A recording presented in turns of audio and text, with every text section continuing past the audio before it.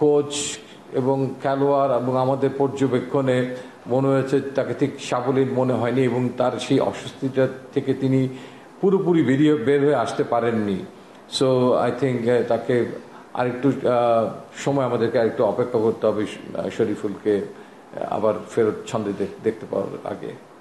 জি, আপনি বললেন যে সাকিবকে ব্যাটার হিসেবে জায়গা দেওয়া যায়নি, এই ক্ষেত্রে আসলে কোন পারফরমেন্সটা আপনারা চিন্তা করেছেন? কারণ উনি লাস্ট ওয়ানডে খেলেছেন হচ্ছে ওয়ার্ল্ড কাপে, তার আগে যদি দেখি তার শেষ 10-11 ওয়ানডেতে 35 এভারেজ, 90 স্ট্রাইক রেট। আবার যদি প্রিমিয়ার লিগটা দেখি, তিনি 6 ইনিংসে 262 বা 63 রান করেছেন, এভারেজ প্রায় 45, 100 স্ট্রাইক রেট।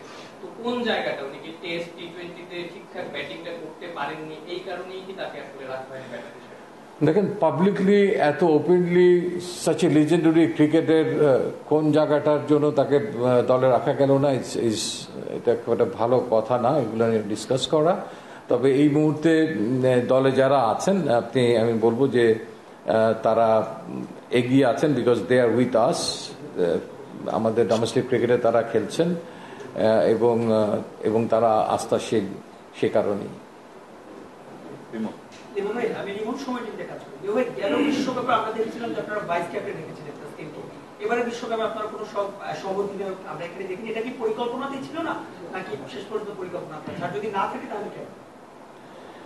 অ্যাকচুয়ালি আমাদের কাজটা হচ্ছে, আমাদের জব ডেসক্রিপশনের মধ্যে হচ্ছে যে জাতীয় দল নির্বাচন করাটা, এবং নির্বাচন করে দেওয়ার পর বোর্ডের তরফ থেকেই তারা নির্ধারণ করেন যে কে ক্যাপ্টেন হবেন এবং কে ভাইস ক্যাপ্টেন হবেন। তো শান্ত তো এর আগের থেকেই ক্যাপ্টেন হিসেবে ছিল। তো এই চ্যাম্পিয়ন্স ট্রফিতে ভাইস ক্যাপ্টেন কেন রাখা হয়নি, কিংবা প্রয়োজন হলে কে সে জায়গায় দায়িত্ব পালন করবে, আমার মনে হয় যে এটা হয়তো ক্রিকেট অপারেশনস কিংবা বাংলাদেশ ক্রিকেট বোর্ড সঠিক জায়গায় যারা নাকি আপনাকে সঠিক উত্তরটা দিতে পারবে।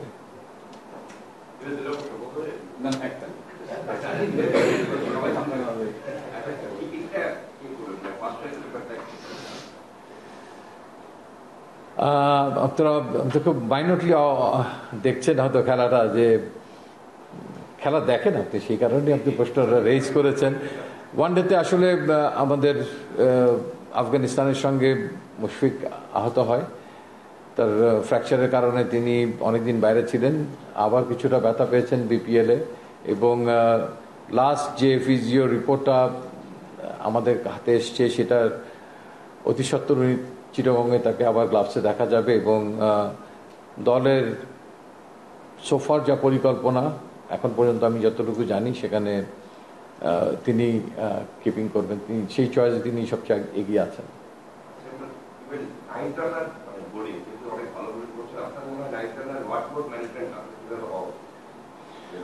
আমার মনে হয় আমি এই কয়েক মাসে, যে আমার 10 মাসের মতো হয়ে গেল, প্রবাবলি এটা একটা বড় কনসার্নের জায়গা আমি দেখেছি বাংলাদেশ টিমের কোচিং প্যানেল, ফিজিওথেরাপিস্টের, যে বোলারদের ওয়ার্কলোড নিয়ে তারা যথেষ্ট কাজ করে, এবং বিশেষভাবে নাহিদ রানার দিকে তাদের একটা নজর আছে। এবং আমার মনে হয় এই টুর্নামেন্ট চলাকালীন সময়ে এবং তার আগে ওয়েস্ট ইন্ডিজেও অন্যান্য বোলারদের পাশাপাশি উল্লেখযোগ্যভাবে নাহিদ রানার বোলিং ম্যানেজমেন্টটা কেমন হবে সেটা নিয়ে যথেষ্ট আলোচনা হয়েছে, এবং উনি যথেষ্ট ভালো নজরদারিতে আছেন। একটা ম্যাচ খেলার পরে আবার চিটংয়ে খেলার আগে তিনি বেশ কয়েকদিন গ্যাপ পাচ্ছেন, সেই জিনিসগুলো নজরে আছে, কারণ নাহিদ রানা আমাদের অত্যন্ত একটা বড় সম্পদ।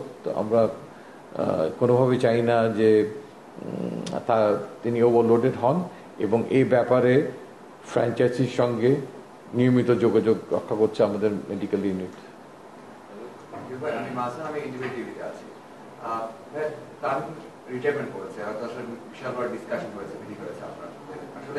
তার এরকম রিটায়ারমেন্টটা আপনি কিভাবে দেখেন, এবং বলেছেন যে আসলে আপনাদের আগে রিটায়ারমেন্টটা করেছেন, স্কোয়াডে তো অবশ্যই থাকতো, মানে এই বিষয়ে যে বলতেন যে আসলে না থাকাতে তিনি বলেছেন যে ইসি হতো আপনাদের কাছে সবার জন্যই আগে জানিয়ে দিয়েছেন, কিভাবে দেখেন?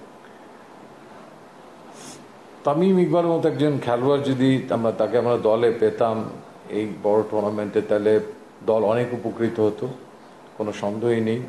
তার প্রেজেন্স মাঠে, তার ব্যাট কথা বলছে, তিনি ভালো ছন্দে ছিলেন। তো আমরা তাকে মিস করলাম। আমাদের আশা ছিল যে তিনি হয়তো এই টুর্নামেন্টটা খেলবেন। তো তারপরেও এটা তার একান্ত নিতান্তই ব্যক্তিগত সিদ্ধান্ত। আমরা তার ব্যক্তিগত সিদ্ধান্তের প্রতি সম্মান জানাই এবং বাংলাদেশ ক্রিকেটের তিনি একটা উজ্জ্বল নক্ষত্র। তো তাকে নিশ্চয়ই বাংলাদেশ ক্রিকেট মিস করবে এবং তিনি দলে থাকলে আমার মনে হয় যে দল অনেক উপকৃত হতো, স্পেশালি টপ অর্ডার অনেক উপকৃত হতো নিয়ে। যেহেতু টিম নিয়ে আলোচনা হচ্ছে অনেক কিছু, এখন রিয়াদ ও মুশফিক এই টিমের সবচেয়ে এক্সপিরিয়েন্স প্লেয়ার, তো অন্য এখন তাদের পরবর্তী প্রজন্মের বিষয়। এই টিমটা আসলে চ্যাম্পিয়ন্স ট্রফির মতো একটা টুর্নামেন্টে কতটুকু যেতে পারে, আপনি আসলে আপনার ক্রিকেটের দৃষ্টি কোন থেকে দেখতে পারেন যে আসলে আমরা কতদূর যেতে পারি? আমাদের কি সেমিফাইনাল বা এরকম আমাদের উপরে যাওয়ার সম্ভাবনা আছে কিনা? দেখেন, আশা নিয়ে তো যেতেই হবে, প্রতিটা ম্যাচ জেতার জন্য লড়াই করতে হবে।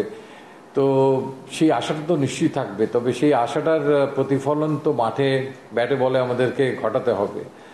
তো এবং প্রতিপক্ষ কেউই ফেলনা না। এবং আমি মনে করি 2023 সালে রাওয়ালপিন্ডিতে পাকিস্তান অ্যান্ড নিউজিল্যান্ড দুজনই ওয়ানডে ক্রিকেট ম্যাচ খেলার কারণে তারা কিছুটা কিন্তু এগিয়ে আছে ম্যাচ এক্সপিরিয়েন্স, ওই জায়গার উইকেট রান তারা, এই ব্যাপারটা কাজটা অনেক দুরূহ। আমি বলবো যে আমাদের যে তিনজন প্রতিপক্ষ, কেউ একজন হোমে খেলবেন দুবাইতে, ইন্ডিয়া ইজ কোয়াইট ফ্রেন্ডলি সেই উইকেটের সঙ্গে।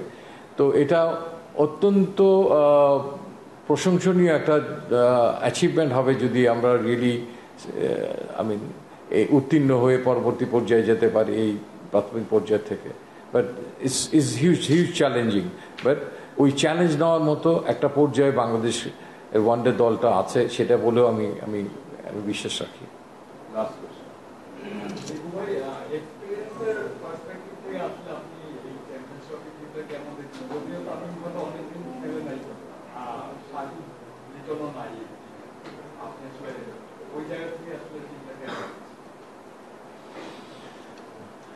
টিম, আপনি যেটা বললেন যে অলওয়েজ আমরা অ্যাভেলেবল বেস্ট প্লেয়ার্স অ্যান্ড কম্বিনেশনের জায়গাটা খুঁজি, তবে এখান থেকেও নিউ এক্সপিরিয়েন্স হতে পারে।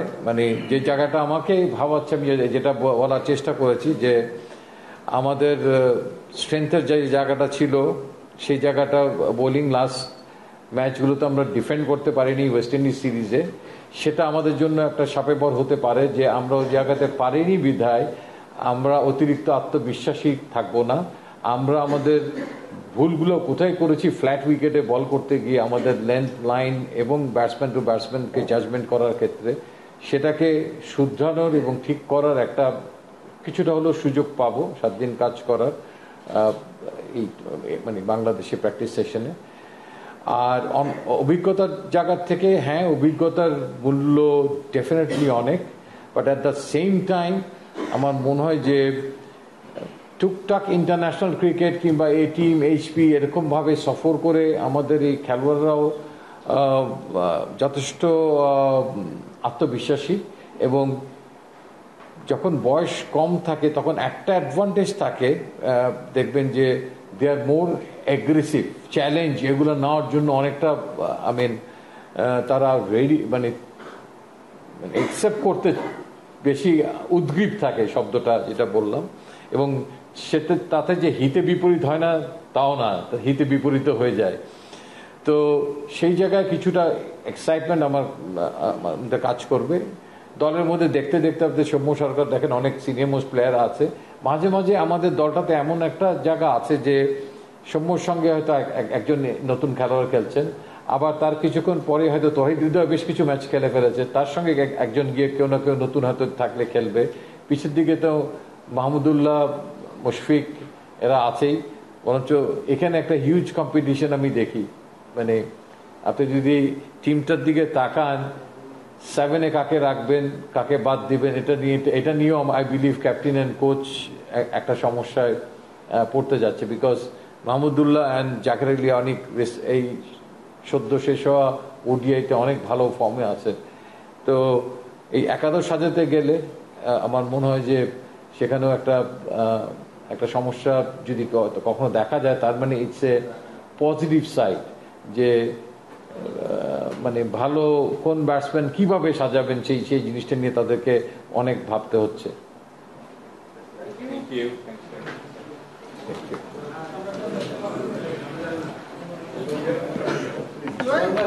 হ্যাঁ ভাই, রেখে গেলাম।